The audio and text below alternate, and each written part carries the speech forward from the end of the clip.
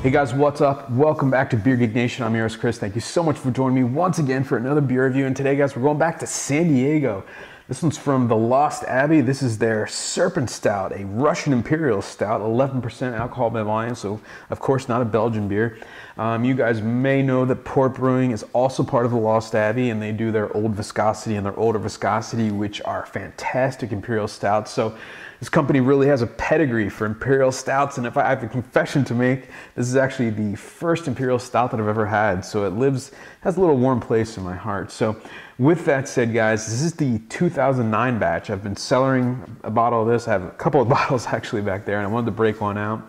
So with that said, let me get into a glass so that you guys know how it smells, tastes, and give you the verdict on the Lost Abbey's Serpent Stout. All right, guys, so the appearance on the Lost Abbey Serpent Stout, this thing pours like motor oil, dark as night. I mean, it's just a black beer. That's the best way to describe it. Viscous as hell, climbing up the sides of the glass. It leaves a yellowy film on there.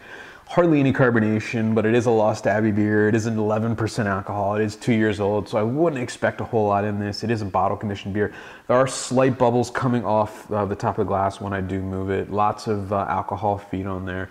A slight bit of head lacing where it does touch the glass, but it's just a black, dank looking Imperial Stout. All right, the aroma on the Serpent Stout.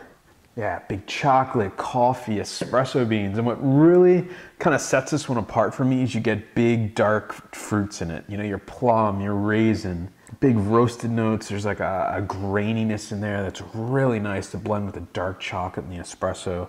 Yeah, big, fruity, estery, yeasty notes in there. Yeah, it's such a big, complex smelling beer. And it's one of those beers you want to make sure you're drinking at the proper temperature because those Belgian kind of dark fruits and chocolate espresso really come out at about 55 degrees or so. All right, guys, so the taste on the Serpent Stout. Cheers. Yeah, it's a massive beer.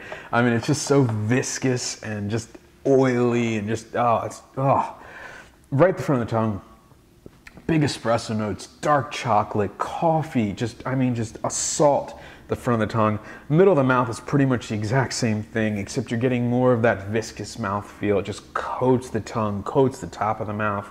You're getting coffee and dark chocolate, just dank and, you know, big Imperial Stout notes just hanging around in your mouth, just coating your mouth.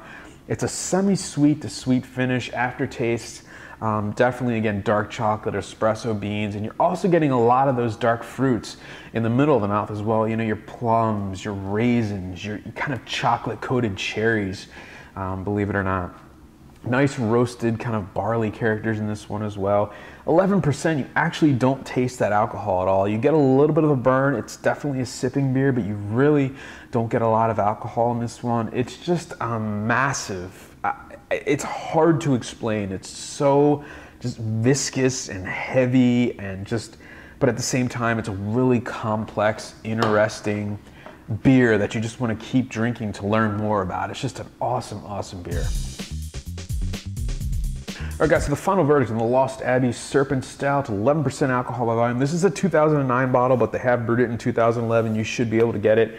Guys, I gotta give this one an A. I think this is one of the most understated, most underappreciated Russian Imperial Stouts on the market today, and quite frankly, in the world.